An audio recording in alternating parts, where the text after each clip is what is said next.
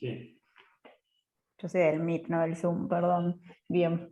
Bueno, hoy es la clase que corresponde a la semana 5.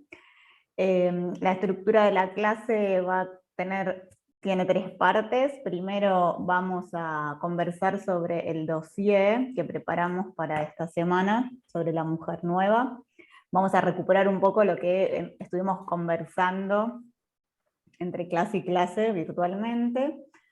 Luego vamos a volver a la novela de Verne, esta vez produciendo el foco sobre el problema de la mujer en 3 capítulos. Y por último vamos a abordar la bibliografía crítica obligatoria de esta semana.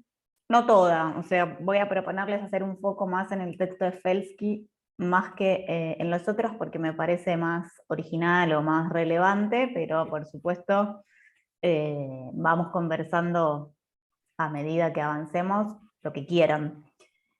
No tenemos pautado que nadie participe como presentación, pero sí tuvimos el aporte hoy de Kurmi, que subió un resumen muy, muy feliz sobre Page, sobre el texto de Page de la semana pasada. Los invito y las invito a que lo miren porque está buenísimo, es como algo muy, muy útil para tener, pues un abordaje muy sintético y muy al punto del texto, así que no se lo pierdan, está en el foro correspondiente. Y entre esta semana y la que viene, sí tenemos pensado que Paula haga una intervención y tal vez Belén. No lo tengo como muy claro todavía, pero Paula sí, ¿no? ¿Verdad? Sobre la EVA futura la semana que viene. Sí, hace que sí. Bien. Es la idea, sí. Bien. Hay distintos momentos en la clase de hoy en que a mí me interesa mucho saber tu opinión, porque ya son como, vamos como encarando el tema, y cuando preparaba la clase pensé como en varios momentos en vos por esta fuente, ¿no? Tan especial que es la EVA futura. Así que continuamos con esta actitud de charlar y de dialogar entre todos, que es lo mejor que nos puede pasar. Bueno, como les decía, las lecturas que vamos a trabajar están en el dossier que compusimos especialmente. Ahora voy a repasarlo, pero todo lo que voy a comentar está en la presentación del dossier, así que ahí lo pueden recuperar rápidamente. Es un dossier que tratamos de que sea lo más sintético posible, pero que repusiera una serie de antecedentes de los debates en los cuales de alguna manera interviene nuestro foco. Como siempre, cuando uno trata de reponer una gran cantidad de materiales, pueden pasar 2 cosas, o que sea una selección demasiado amplia, o que sea un poco repetitiva, porque como uno recorta el foco en todos ellos, a veces parece que todo fuera lo mismo, pero son textos que son muy, muy lindos en sus versiones completas. Entonces, si a alguno de ustedes le interesa esta cuestión, no dejen de consultarlo. Nosotros los tenemos enteros, algunos los pusimos en la carpeta del Dropbox, si no nos lo piden, se los pasamos. Y luego, como les decía, de los 2 textos de la bibliografía obligatoria, voy a desarrollar más el de Felsky, y voy a hacer algunos comentarios sobre Gilbert y Hubbard. Es un texto mucho más clásico, este último, está en español, tenemos la traducción en castellano, y creo que algunos de ustedes lo conocen seguro, porque es eso, como un clásico de los estudios feministas sobre literatura del siglo XIX. Y voy a proponerles pensar algunas pocas cuestiones de este texto y dejarlo como abierto también para la semana que viene. Y luego hay 3 textos en la bibliografía complementaria que los dejamos ahí para que el que quiera profundizar en estas cuestiones lo tenga a disposición. Vamos a decir 2 palabras de Berkheimer dentro de un rato, a medida que avance la clase, y también como que vamos a abrirlo hoy y tenerlo presente para la semana que viene. Y luego los otros 2, el de Canning y el de Thompson, son paneos muy generales, que están muy bien, que son muy completos, muy sólidos, pero que hacen eso, ¿no? Armar como el mapa de la cuestión. Entonces, bueno, para este nivel, por supuesto, no tiene sentido contarles a ustedes un libro sobre un paneo de sus objetos de estudio, o de un objeto de estudio que ni siquiera constituye parte de sus investigaciones. Así que bueno, si no hay consultas administrativas o burocráticas, pasamos a comentar el dossier. Y acá los invito en esta parte especialmente a que retomemos estas conversaciones que venimos teniendo en los días previos, porque me parece que es el lugar desde el cual se pone a jugar en su complejidad algo que podemos empezar a llamar, si están de acuerdo, para entendernos simplemente como un acuerdo, la perspectiva de género, como justamente lo que indica su palabra, un tipo específico de mirada o de acercamiento que en el mejor de los casos, o que deseamos que sea una cuestión epistemológica y no solo temática o de contenido. Una de las cosas sobre las que podemos hablar cuando pensamos cómo diseñar una investigación con perspectiva de género es en varios niveles, eso puede ser hecho, y qué elegimos, ¿no? Porque, bueno, hay distintas opciones.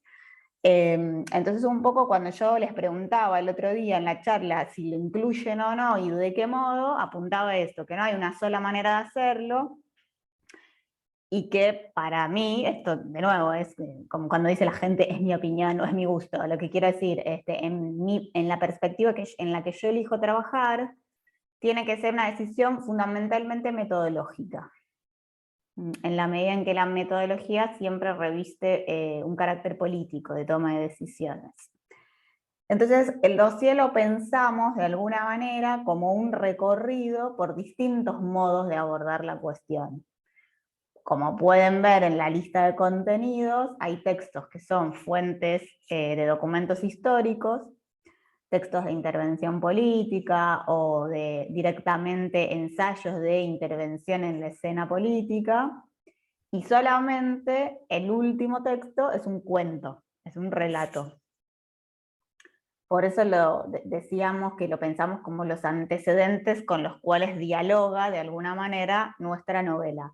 Igual el arco temporal es bastante amplio, porque el texto más antiguo es de 1792, que es el texto de Wollstonecraft, que es absolutamente contemporáneo con la Revolución Francesa, y el cuento, el último, es de 1894. Así que es un arco temporal amplio, y nuestra novela central, la novela de Verne, igual está ahí ordenando un momento en el que son casi todos los otros textos, ¿no? La década del 50 y el 60.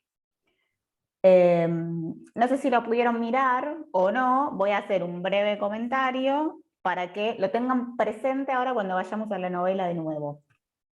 En principio vieron que el problema o el núcleo problemático, esta manera en que decidimos tratar de nombrar siempre la manera de organizar el programa en ejes, de esta semana aborda dos cuestiones: la nostalgia del modelo romántico, lo nombramos así, y la sátira de las luchas por la igualdad.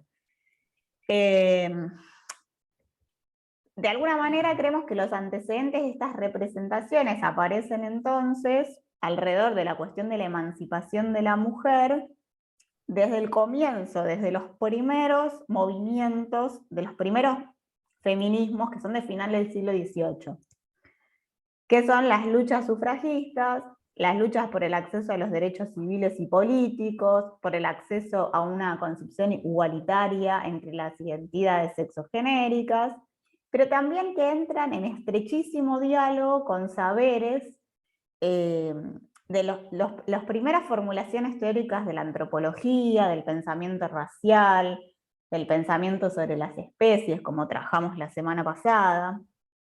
Entonces son debates que involucran una serie de saberes que hacen que sea importante pensarlo transversalmente, y no como una cuestión de contenido representacional, ni tampoco como una cuestión de la identidad sexogenérica de quien escribe, del autor o autora. Lo que tuvimos como el cuidado de incluir cuando armamos la selección son textos que al comienzo empiezan explorando la enorme potencialidad de la lucha por la igualdad, pero luego también abren la pregunta acerca de los límites. por la igualdad, ¿no? Se hacen la pregunta y se le intentan responder acerca de en qué medida la igualdad no es suficiente. Y ese es como el gran tema, me parece, de la clase de hoy. Sabemos que entre el último cuarto del siglo XIX y el pasaje del siglo XIX al XX hubo muchísimas exploraciones acerca de las luchas por la emancipación de las mujeres en distintos formatos escriturarios, desde distintos géneros discursivos, quiero decir. Entonces tenemos muchos estudios que recogen en sus paneos esto, ¿no? Utopías de la igualdad, distopías satíricas, representaciones propias de las poéticas de la ciencia ficción, de sociedades exclusivamente femeninas. Siempre ahí aparece la pregunta por la reproducción, por supuesto. Entonces hay distintas vías de resolución de esto, donde puede haber una androginia biológica, puede haber sociedades bisexuales, pero con otros órdenes de dominación o otras formas de jerarquización social. Puede haber utopías de arreglos igualitarios o armónicos, pero hay mucha exploración de esta pregunta por sobre cómo es posible pensar un orden social que no responda a las jerarquías de género patriarcales. Esa fue como la pregunta que buscamos responder en el dossier. Ir, bueno, pensando distintos momentos de esta exploración. Acá hallamos algo que es una pregunta que aparece muy clara en el libro de Soledad Kereilat, que también compartimos con ustedes esta semana su entrevista, no sé si lo pudieron ver, la entrevista que le hicimos en relación con su investigación. Ella en un momento hace como una pregunta muy interesante acerca del vínculo entre la ciencia y los regímenes representacionales, ¿no? Que primero no lo son y luego terminan siendo literarios. Y acá hay una cosa que marca como un punto de inflexión, el texto Frankenstein. Nosotros creemos que en relación con la puesta en cuestión del vínculo entre la identidad sexogenérica del escritor o escritora y la pregunta que formulan los textos, también Frankenstein puede ser pensado como un umbral, o un punto de quiebre, o un punto de inflexión, en la medida en que es un texto escrito por una mujer, preguntándose qué hacen los varones con el conocimiento científico. Nosotros propusimos para esta unidad, que son las semanas 5 y 6, otras dos novelas, que les damos una selección, pero si quieren las pueden leer enteras, por supuesto, que también exploran esta pregunta, pero cruzando las representaciones genéricas. Entonces tenemos una pregunta acerca de qué hacen los varones con el conocimiento científico en la Eva Futura, Millier, y qué harían las mujeres con el conocimiento científico en Corbett, en la Nueva Amazonia, que es un texto escrito por una mujer. Entonces, ¿no? La pregunta, ¿qué hacen los varones con el conocimiento científico escrita por un hombre? ¿Y qué harían las mujeres con el conocimiento científico escrito por una mujer? Y acá entonces, el último problema que enuncio ahora, y sobre el que me gustaría siempre volver, es que lo que también hay que poner en crisis es esto, ¿no? La categoría de escritura femenina, o de escritura de las mujeres, o de la voz de la mujer, para no naturalizar, ¿no? Como no reificar, no, que no se nos meta por la ventana nuevamente una representación ideológica en el peor sentido o acrítica de qué es una escritura que discuta el régimen heteronormativo o patriarcal. Creo que algo de eso es lo que yo traté de decir en el grupo de WhatsApp, no sé en qué medida quedó claro o no, pero cuando uno recorre los debates del feminismo, la teoría del feminismo y las prácticas feministas, en los últimos años ha habido enormes debates y muy pasionales acerca de cómo nombrar ese sujeto, ¿no? Que si uno fuera marxista diría, ¿cuál es el nombre del sujeto de la historia, del feminismo? Y entonces está esa pregunta por solo las mujeres, bueno, ¿qué mujeres? ¿No? Las mujeres cis, las mujeres trans, por qué el binarismo, qué serían las que no son mujeres, solamente los varones, qué pasaría con los varones trans. Luego está el foco puesto en la orientación sexual, o sea, no en la identidad sexogenérica, sino en la orientación sexual. Entonces está toda la cuestión de la homosexualidad, o lo gay, o las lesbianas. Ahí nuevamente hay una pregunta por qué encasillar el deseo, y podría ser la intersexualidad, bueno, o la asexualidad. Entonces, cuando uno va como recorriendo y sumando, como si fueran capas, ¿no? De esta reflexión, a mí me parece que lo que queda, como si fuera un resto real y representable, ese que cuesta como terminar de tragar lacanianamente, ¿qué nos queda? ¿Qué nos queda por fuera de la bandera de todas las iniciales? Todos fueron a la marcha, seguro el sábado, así que, ¿qué nos queda, Mario? ¿O era que vos te quedabas afuera? Bueno, está bien. Nos quedan los varones cis, ¿no? Y especialmente heterosexuales. Entonces, eso también es una trampa y eso también es una construcción bastante burda ideológicamente, ¿no? Porque invisibiliza una cuestión absolutamente fundamental en cualquier lucha emancipatoria, que es que de lo que se trata es de desarmar un régimen de dominación, que no hay enemigos o amigos y enemigos, o por lo menos no solamente. Entonces no podemos ser todos contra uno. Es una cosa totalmente pueril plantearlo en esos términos. A eso apuntaba yo cuando decía, para mí la categoría más feliz es antipatriarcal. A poner el foco como en la puesta en crisis de un orden de dominación. Y además, porque si no, no solo imposibilita ciertas alianzas políticas estratégicas y beneficiosas, sino porque también oculta o produce como un punto ciego de ciertas situaciones de profunda injusticia respecto de ese sujeto, que es el varón, cis, heterosexual, etc. Pues son órdenes de dominación que nos oprimen a todos, no a todos en la misma medida, pero sí a todos.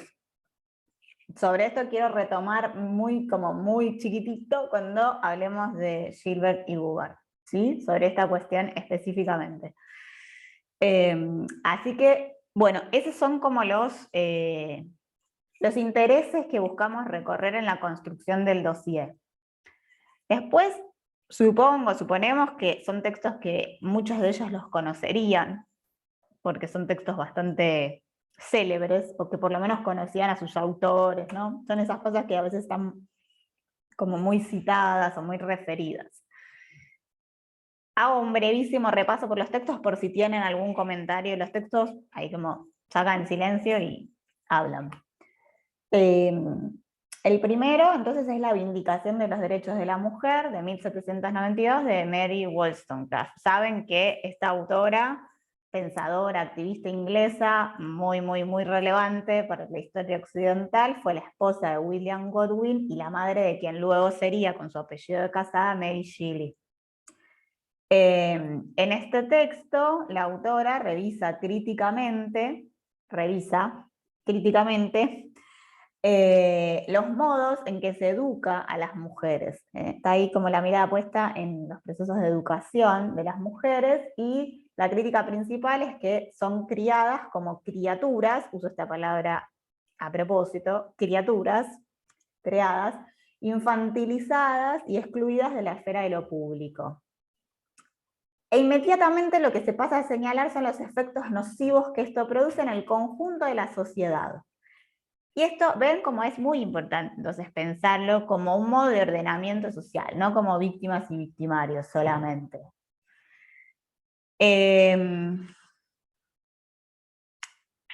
Aparecen acá ciertas formas de representación de las figuras de la mujer que vamos a volver a encontrar en lo que se llama el modelo romántico de la representación de la figura femenina.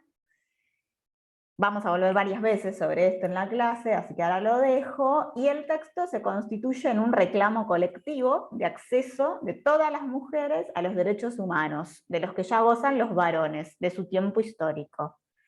Por supuesto, es una división binaria y humanista, por supuesto, por las condiciones históricas en las cuales está enunciado. El objetivo declarado del texto es fomentar y sostener el progreso del conocimiento y la virtud, y aquí radica su especificidad, la especificidad de este texto. En el análisis mutuamente determinante del funcionamiento de la moral pública y privada.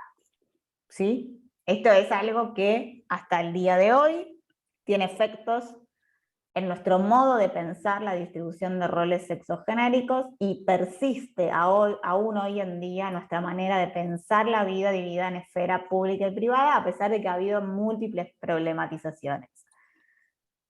En este sentido, creemos que es muy interesante ver el modo en que la cultura francesa e inglesa son contrastadas en relación con el uso del deseo y las costumbres morales y sexuales.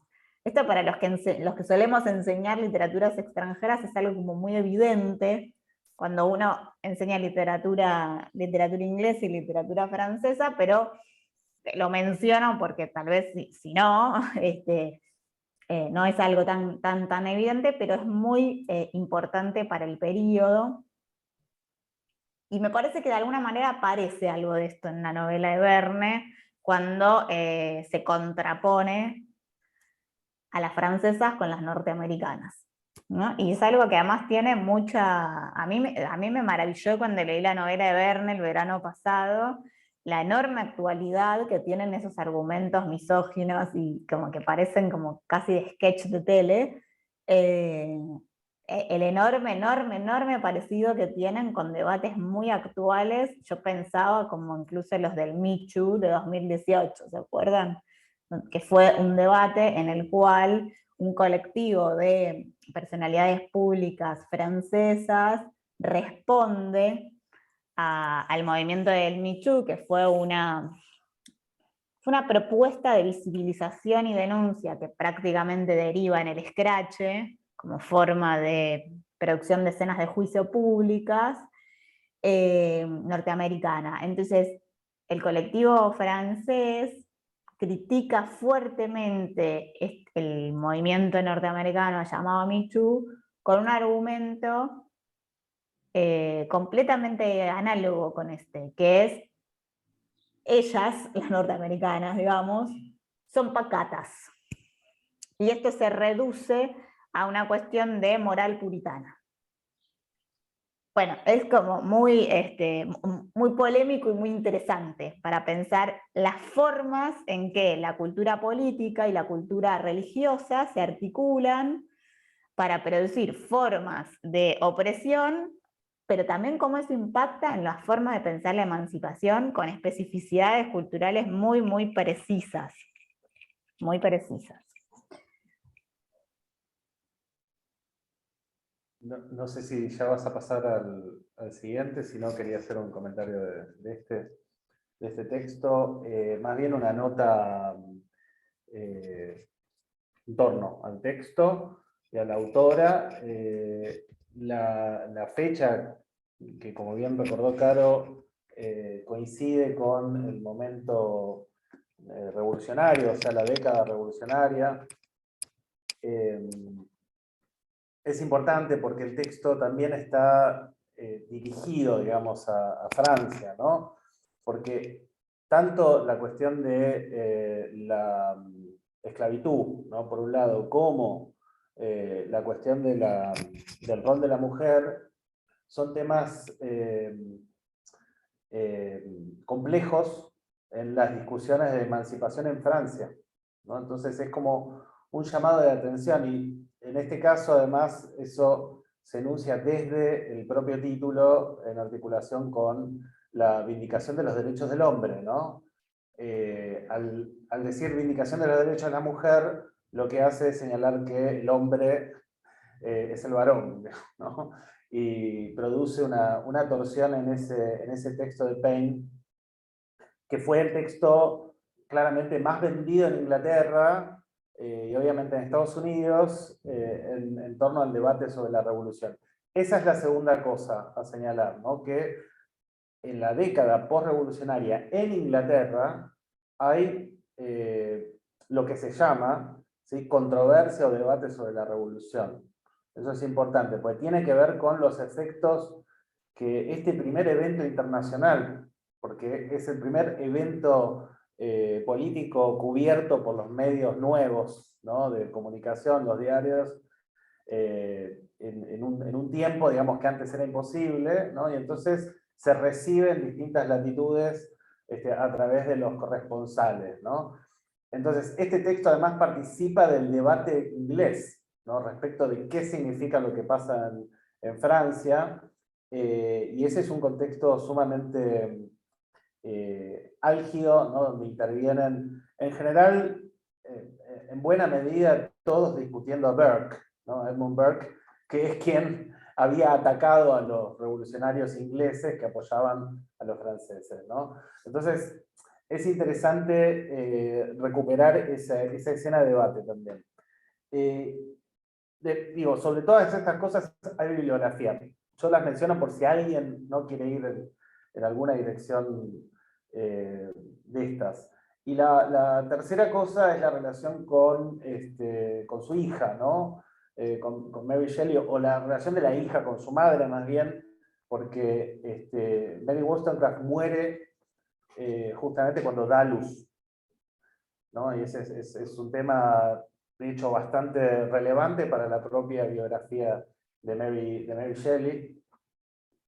Y toda la revisión, desde el punto de vista del género y del feminismo, de la bibliografía o de las lecturas en relación a Frankenstein, tienen que ver con este enlace, ¿no? O sea, Frankenstein es una novela que justamente dice qué hacen los varones, ¿no?, con la ciencia, pero que tiene, digamos, inscripto el tema del género fuertemente. Después les voy a pasar una pequeña cosa que escribí muy chica sobre eso.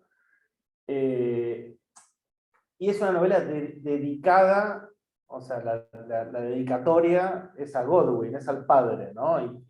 Y, digamos, todo en la novela gira alrededor de la figura del padre, digamos, y qué significa la perspectiva, digamos, de la paternidad, ¿no?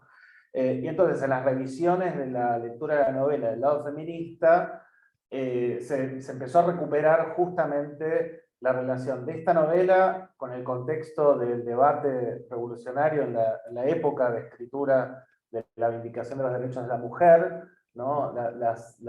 Los usos también del gótico en relación con el género. Ahí hay una serie de cuestiones que no son el tema de esta clase, pero las comento por si alguien tiene interés en eso, lo puede escribir en el foro y respondemos con información bibliográfica y otras cosas. Sí, sí. Bueno, el siguiente texto, la siguiente parada, es un texto de Harriet Taylor Mill. Acá vieron que pasa lo mismo que vieron, no sé si vieron, te lo cuento, pasa como parecido que con la autora de La Nueva Amazonia, que es que utilizan el apellido de Casada, ¿sí? El Mill es porque la señora era la segunda esposa de John Stuart Mill. También ella, pensadora y activista inglesa.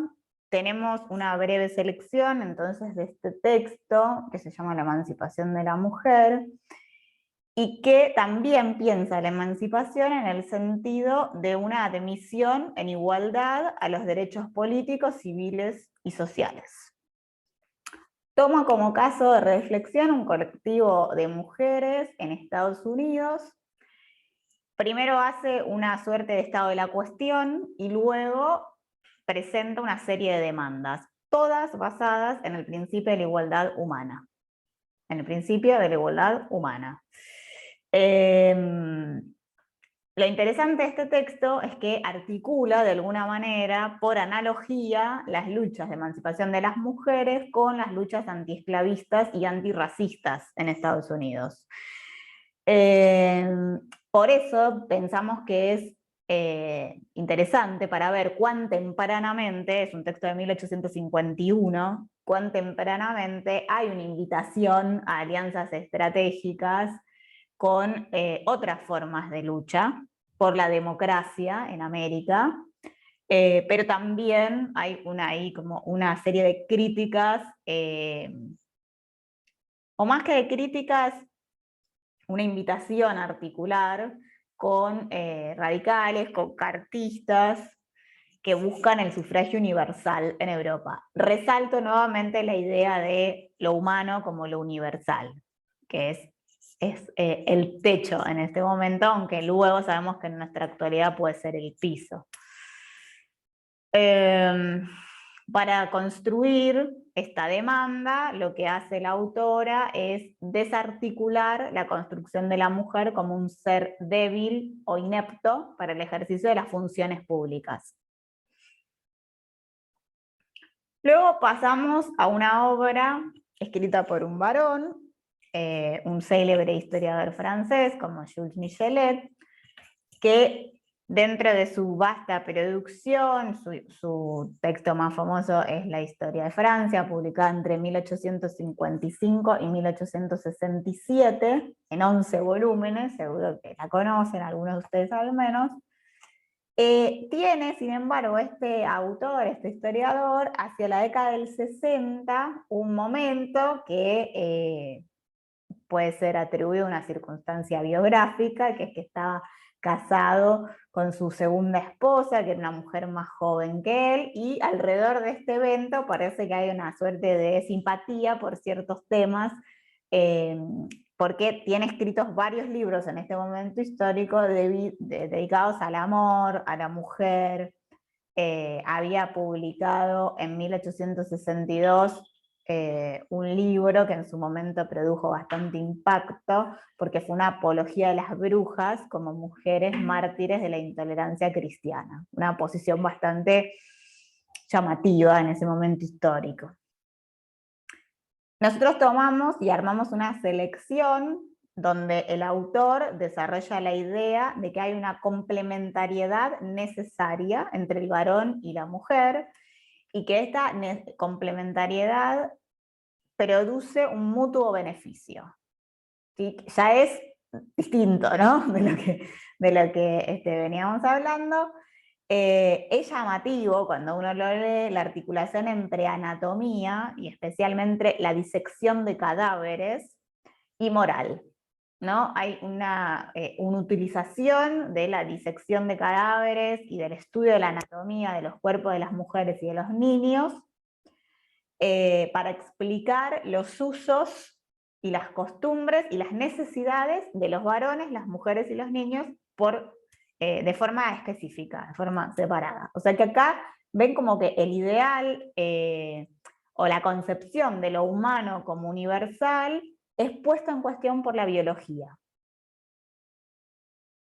Como para pensarlo. Otra idea que aparece acá en este texto importante es pensar o concebir al matrimonio como un órgano social de armonización y que es condición de posibilidad, pero también producto del desarrollo de la ciencia y la educación. De nuevo, como la articulación entre esferas del saber, que nosotros pensamos de forma bastante ya aislada, pero en este momento funcionan muy bien articuladas, y son solidarias con esta propuesta del autor de pensar la mutua complementación de lo específico. El argumento central, por supuesto, el señor se acaba de casar, evidentemente en eso estaba pensando, es validar un contrato de cuidado y reproducción de la vida.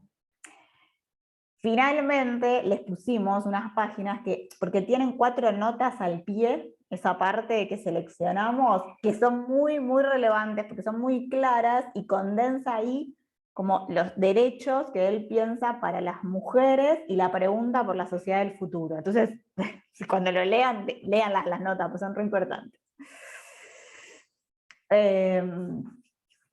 Bueno, después tenemos el extracto de Héricourt, Un dato importante de esta autora, además de ser una escritora y una activista, era partera, era médica partera, tuvo un grado de medicina homeopática en 1848, una circunstancia bastante original para el momento, y escribe este texto en abierta y explícita polémica con 4 autores, y articula su argumento alrededor de la idea de que la racionalidad del varón y la emocionalidad de la mujer son determinaciones naturales. ¿Sí? Entonces tenemos de nuevo el uso de ciertos saberes propios de la esfera de las ciencias naturales, de la biología, de la medicina, como parte de un argumento de especificación de los modos de ser, de actuar, de pensar de varones y mujeres. Por supuesto, como siempre, racionalidad masculina, emocionalidad femenina. Luego desarrolla una parte del análisis y las proposiciones de emancipación de la mujer. El argumento central de Héricourt se articula alrededor de la educación y la moral, y ella dice que viene a refutar la grosera indecencia de Proudhon, la lascivia de Michelet y otros falsos amigos y aspirantes a campeones de mujer. ¿Sí? Así que ya acá entramos como en la secuencia que se cierra con Proudhon de polemistas fuertes y explícitos, ¿no? Así abiertamente, por eso tiene todas las retóricas de la polémica, toda esta zona.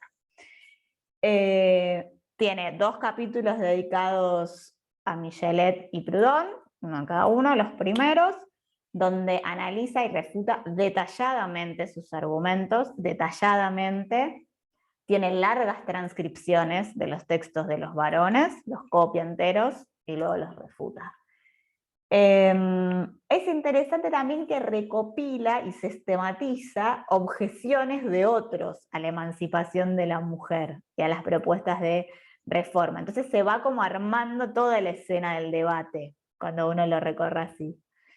Les presentamos el prefacio y la apelación a las mujeres final, porque no les pusimos los capítulos de Michelet o de Proudhon, sino estos 2 textos que son más programáticos, más sintéticos. Está a disposición el libro entero si alguien lo necesita. Luego de Proudhon, justamente, que es un personaje bastante célebre también, filósofo, político, revolucionario anarquista, francés. Tomamos extractos del libro La pornocracia, fíjense qué título notable, La pornocracia o la mujer en nuestros tiempos, que fue escrito en respuesta a las críticas que él recibió. ¿Sí? ¿Ven? Como la retórica de la polémica. Fundamentalmente aparecen aludidas con sus iniciales en la dedicatoria Juliette Lambert y Jenny de Héricourt. Entonces, la secuencia histórica es, él había escrito y publicado en 1858 La justicia en la revolución y en la iglesia, con un capítulo dedicado a las mujeres que recibió copiosas críticas, por razones obvias, porque es de una retórica sumamente exaltada y extremada, la posición de Proudhon, y él entonces se defiende en este libro, ¿sí? Se defiende de las críticas. Lo que pasa es que este es un libro que queda trunco en la muerte del autor. El primer tercio del manuscrito está redactado, pero el resto son notas aforísticas. Queda entre sus papeles cuando fallece y luego es publicado póstumamente. Se considera que fue escrito entre el 60 y el 61 porque es el momento en el cual responde a estas publicaciones. Es toda una gran diatriba contra la igualdad entre varones y mujeres y contra el acceso de la mujer a la educación formal, y es una gran afirmación del rol de esposa y madre como único deseable y posible para la mujer, enunciado de una posición absolutamente moralista. Son absolutamente morales los argumentos y conservadores, por supuesto. Y ya les digo, como todas las formas retóricas de la polémica, así como de intrusos en el espectáculo prácticamente. El título, el título, ¿no? Que como a mí me produjo mucha curiosidad. Proudhon atribuye a las mujeres gran responsabilidad en lo que él llama la descomposición social, que es causada por costumbres domésticas y libertades públicas que atentan contra el orden familiar y, cito, se resuelven en prostitución y promiscuidad. A eso se refiere el título, ¿no?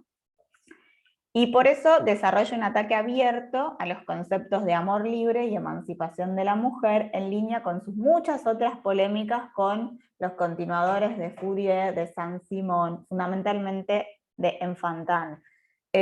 Porque acá esto es importante tener en cuenta que nosotros trabajamos un poco Fourier y Saint-Simon, pero la cuestión de sus continuadores que radicalizaron sobre todo algunos de estos aspectos, y más contra ellos está dirigida esta polémica.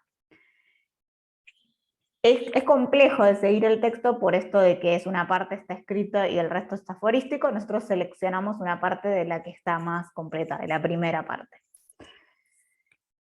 Ahí se cierra la serie de la polémica, entonces. Agrego una cosita que puede serles útil. En el texto, que por ahí comentamos algo también la que viene, en el texto de Bernheimer, Decomposing Venus, que es un texto sobre la novela La nada de Émile Zola, en un texto, en un libro dedicado íntegramente a la figura de la prostitución o las representaciones de la prostitución en el arte y la literatura del siglo XIX.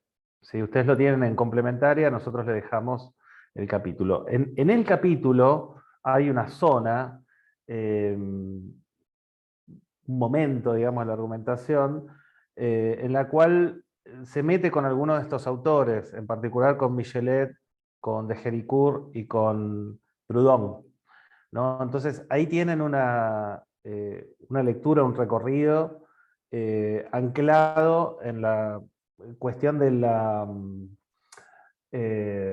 la combinación entre ciencia, ¿sí?, y control social. O sea, lo que le interesa es analizar culturalmente, porque es un estudio cultural el de Bernheimer, cómo se configura en el siglo XIX y en Francia en particular esa relación, ¿no?, entre discurso médico y discurso sobre la mujer y su rol social, ¿no? Entonces, por ejemplo, en relación a Michelet, eh, subraya paradojas, ¿no? Por ejemplo, el hecho de que Michelet, por reivindicar el fundamento natural, ¿no?, de la vida en general, ¿no?, como un principio ideológico que él valora, reivindica también la menstruación, digamos, algo que en realidad estaba estigmatizado en ese momento, ¿no? Entonces es un gesto que en ese aspecto, por el principio ideológico de lo natural, ¿no?, que él afirma, resulta progresista en ese contexto. Y al mismo tiempo, ¿no?, por el otro lado, es conservador en cuanto que la menstruación aparece vinculada con el ciclo, digamos, ¿no?, natural, que se liga, ¿no?, al lugar que tiene la mujer como, digamos, como sujeto reproductor, por decir así, ¿no? Entonces, va siguiendo esas contradicciones de los discursos y también las contradicciones del lado del feminismo, ¿no? Entonces, es interesante porque es un análisis bastante sutil. Está metido en un comentario sobre la novela de Zola, digamos, ¿no? Entonces, después, si quieren, les indicamos más en particular dónde se encuentran, pero puede ser una lectura esclarecedora en relación con este dossier. Bueno, entonces el último texto del dossier no pertenece a la polémica de la década del 60 del siglo XIX, sino que es un cuento de una autora norteamericana, Charlotte Perkins Gilman, que nos presenta una utopía feminista, ¿no? Es un cuento muy breve, que supongo que lo habrán podido mirar, aunque sea por curiosidad, y si no, léanlo ahora en el recreo, donde lo que se resuelve es la pregunta acerca de cómo vivir juntos, de alguna manera, o quién cuida y dónde. La utopía lo que resuelve es el modo en que un conjunto de personas, que son 5 mujeres, organizan su vida alrededor de algo que yo creo que es muy solidario con los pensamientos de la ética del cuidado. Es un cuento de 1894 que en su trama ofrece como alternativa futura lo que podemos llamar, con categorías del feminismo de la diferencia del siglo XX, pero permítanme la traslación, una comunitarización de las tareas de cuidado y de reproducción de la vida. La forma organizacional propuesta por el cuento es antimercantil, es antiestatal, recae en una colectivización, en una pequeña comunidad amorosa organizada por mujeres. Nos gustó porque ofrece por la vía de la ficción la resolución de una pregunta muy espinosa y que en definitiva, así como les dije que para mí la categoría más feliz es antipatriarcal, para mí también la pregunta más relevante para estas cuestiones es esa, ¿no? Es la pregunta por los cuidados. ¿Quién y dónde y cómo cuida? Que es lo que hablábamos de las construcciones urbanas y edilicias el otro día, ¿no? De qué manera nuestros diseños urbanos y edilicios domésticos o edilicios laborales también, públicos, permiten o no distintas formas del cuidado. Entonces el cuento, bueno, presenta, es una cosa así chiquita, pero muy clara en el sentido de que es bien utópica, que no tiene ningún rasgo siniestro, como si tienen las otras 2 fuentes literarias que vamos a trabajar la semana que viene. Bueno, fin del dossier. Preguntas, comentarios, dudas, algo en relación con el dossier. Quiero hacer un comentario sobre el cuento y Dale. sobre el texto de Michelet. Sobre el cuento me parece muy simpático porque yo y varias amigas hemos decidido no tener hijos en esta vida y nos da un poco miedo envejecer solas, es como que es una discusión que hemos planteado varias veces y hablamos de algún día hacer una especie de comunidad de mujeres que no quieren envejecer solas para cuidarnos entre nosotros y me parece como una segunda vuelta de esa propuesta. 2 cosas, En casa de Mona Xolet y Brujas de Mona Xolet. La pones en la lista del arbolito de Navidad y los lees en Buenísimo. enero. Buenísimo. Y en relación a Michelet, primero quería hacer un comentario que me parece simpático. Yo tengo una edición que me compré cuando estaba en Buenos Aires. Yo estoy en Bariloche en este momento, soy de Bariloche, de hecho. Hice una edición del 89 de Fondo de Cultura y Económica, y es muy chistoso porque atrás cuando recomienda el libro dice que este texto parece escrito en la actualidad y que pone a la mujer en el lugar donde debe estar. Así que no sé si la persona que hizo esa crítica era muy sexista o no entendió lo que quería decir Michelet, o no hizo una lectura muy profunda del texto. Más allá de eso, que es un comentario de color simplemente,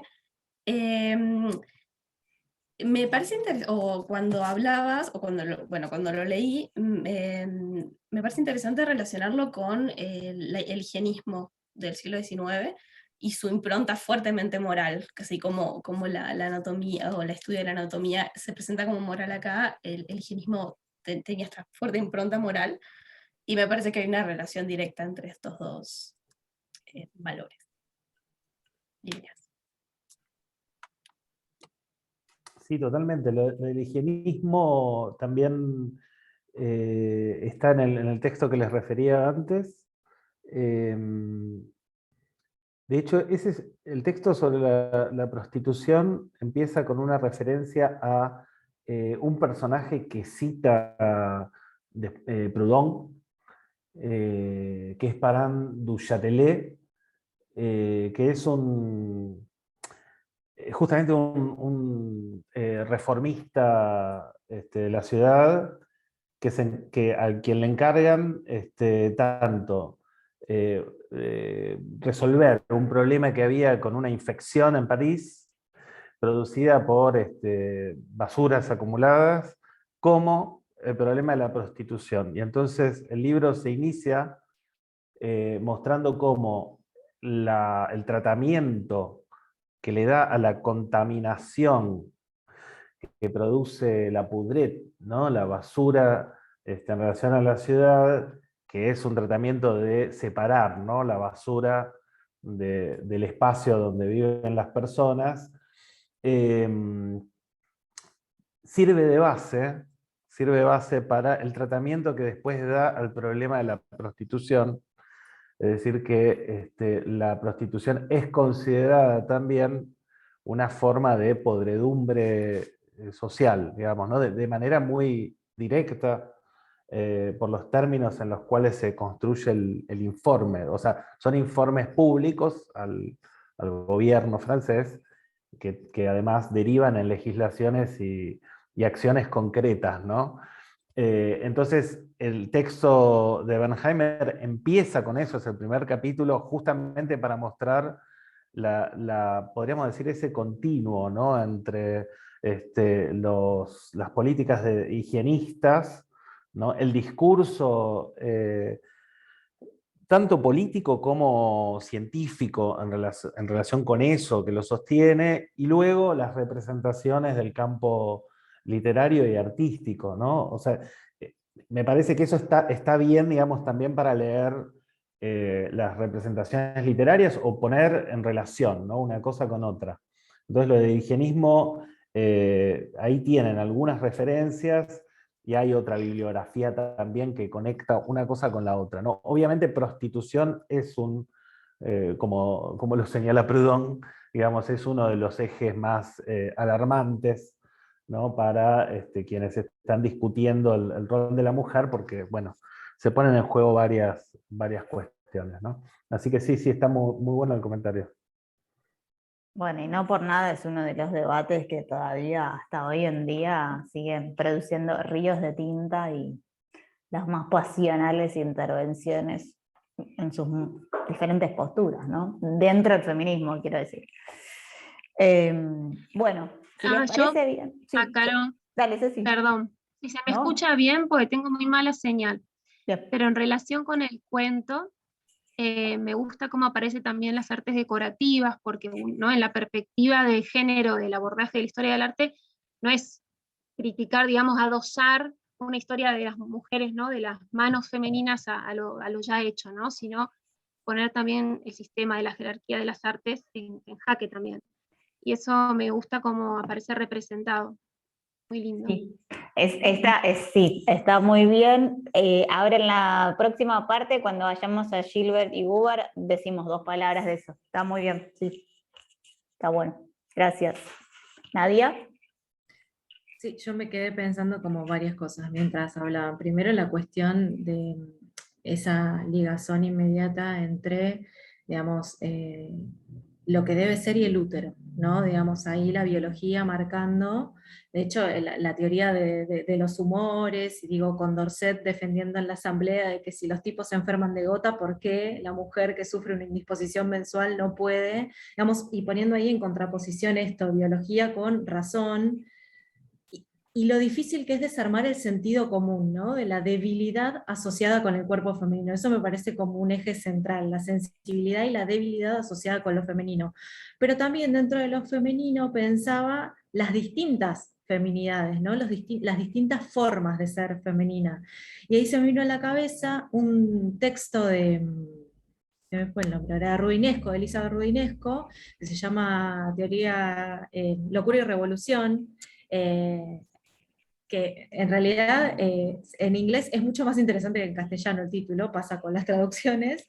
En inglés sería la traducción Locura y Revolución, las vidas y las leyendas de Tioran de Méricourt, ¿no? Y ahí analiza como este relegar esa feminidad de antiguo régimen, hastiada, cansada, ese deber ser, y proponer un nuevo tipo de feminidad revolucionaria. Digo, por eso Teorán, por ejemplo, se disfraza de amazona, y me vino a la cabeza cuando recién nombraban a la Amazonia. Eh, y también pensar que es un contexto bastante particular donde lo que se está desarrollando, en palabras de Clark, que ahí viene como a ubicar un poco al análisis de Thompson en la formación de clase, una crisis sexual o una lucha por los pantalones, ¿no? Y en sentido amplio la lucha por los pantalones, ahí discutiendo acerca de la soberanía. Eso me parece que es interesante porque también lo que vemos durante todo este siglo, en ese amplio espectro que vos mencionabas, Caro, es también discusiones dentro de las mismas mujeres, ¿no? Vemos mujeres, bueno, recién le acabo de nombrar a Tioran de Méricourt, a Tioran la fajan las mismas mujeres de la Sansculoterie parisina, digo, marca un episodio ahí que pone en tensión el género con la clase, pero también con la ideología, digo, ahí lo estoy citando a Sasse-Bon, sin querer robar ideas, no, pero me parece súper complejo, pero que a la vez, sin meternos en esa complejidad, caemos como nada, en una bolsa de gatos y no sabemos bien de qué estamos hablando. Entonces me parece que es súper necesario como poner eso, sacudirnos un poco del sentido común, ¿no? De que hablar de mujeres o que hablar de género es hablar de mujeres, no, y que hablar de mujeres es, digamos, tener todo resuelto. Bueno, tampoco. Entonces me parece que ir complejizando y buceando en esas aguas oscuras y profundas está buenísimo y me re Sí, gustó el dossier. qué bueno. Sí, lo que pasa es que la transversalización de una cuestión política así necesariamente invita como a repensarlo todo, y repensarlo todo a veces produce ciertas confusiones o ciertas, sí, no es exactamente que sean cuestiones inespecíficas, sino que como también son debates y teorías que se producen al calor de las luchas y que traccionan luchas, o sea, las dos cosas. Bueno, hay que ir como reajustando, por supuesto, redefiniendo. Yo no soy una activista feminista, pero sí enseño teoría del feminismo, y entonces siempre los campos como de saber también producen distintas especificaciones. Entonces está muy bien que estén en diálogo, y por eso yo decía al comienzo de, bueno, cómo nombrarlo, ¿no? Esto, porque lo que vos decís de la determinación biológica, es como una cuestión muy candente también para pensar las identidades sexogenéricas. Entonces reaparece todo el tiempo.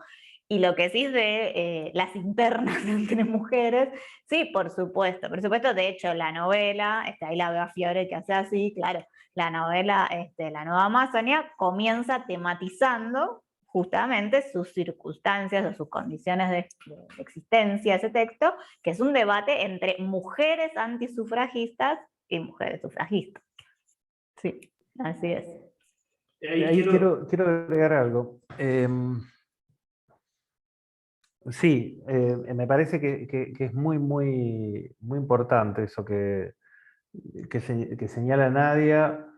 Yo pensaría, no sé qué les parece, digamos, en la selección, sobre todo, digamos, en las voces de vindicación de derechos de la mujer, que el fondo argumentativo tiene que ver en todos los casos con la universalidad del derecho, ¿no? Por eso, digo, uno podría usar una formulación más cercana, que es la de ampliación de derechos. Un poco antes de la clase comentábamos con Carolina un texto de la época de la misma época de la Vindicación de los Derechos de la Mujer, que se llama Vindicación de los Derechos de los Animales, y que es un texto satírico, digamos, es un panfleto que se burla de las vindicaciones, y en particular de la de Wollstonecraft, ¿no? Entonces, la lógica que está detrás es, bueno, de esto se trata de llevar la universalidad del derecho a todos los campos. Incluso hay una referencia en el prólogo que se trata, digamos, de los derechos de todas las cosas, o sea, de todo, ¿no? Y creo, más allá de la chicana que comporta la sátira, que hay algo ahí, digamos, a considerar en esta ola de feminismo temprano, que es la invocación de la universalidad del derecho como principal problema. Y en segundo plano, ¿no? La cuestión de la diferencia de género, porque me parece que lo que está en primer plano es la igualdad, ¿no? Como reivindicación justamente, y no tanto la diferencia, digamos, ¿no? Que me parece que al mismo tiempo y en otras lecturas, incluso, digamos, en el Frankenstein también, se podría pensar que se está trabajando justamente a partir de la diferencia, digamos, ¿no? De explorar aquello, digamos, en lo que difieren las posiciones, ¿no? Entonces, me parece que en los textos de enunciación femenina del dossier está esa invocación, ¿no? A la ampliación de derechos universales de las personas, digamos, ¿no? Y no tanto la marca de género. La marca de género parece justamente aparecer en la discusión de los argumentos en contra de la igualdad, ¿no? Nada, es una vuelta de tuerca que me parece que diferencia bastante ese conjunto de textos posteriores y de otros, digamos, que están explorando otras cuestiones, ¿no? Los límites y alcances del humanismo. Bueno, ¿les parece que descansemos un poquito y después seguimos con la novela hasta y media? ¿Les parece bien? Vale, buenísimo.